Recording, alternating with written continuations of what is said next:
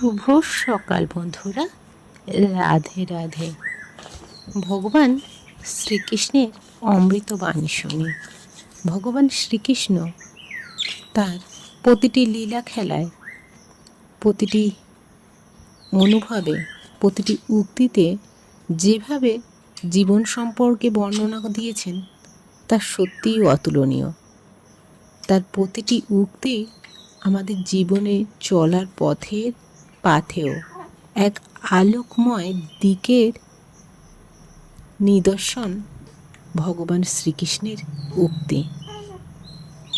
ভগবান শ্রীকৃষ্ণ কখনোই কাউকে শাস্তি দেন না।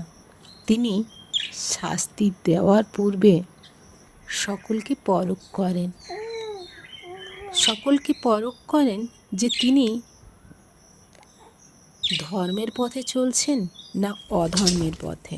যদি তিনি ধর্মের পথে চলেন তবে অবশ্যই তিনি তাকে সহযোগিতা করেন।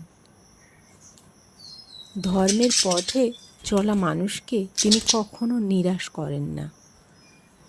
প্রকৃত সত্য জানেন কি? জগতে সব কিছুই অস্থায়ী, এটা অনিত্য জগৎ। কেউই আপনার সঙ্গে চিরকাল থাকবে না।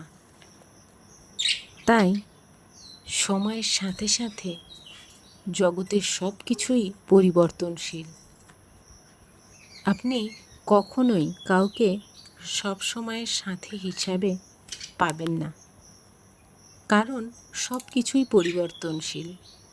আর পরিবর্তিত হওয়াই জীবনের নিয়ম।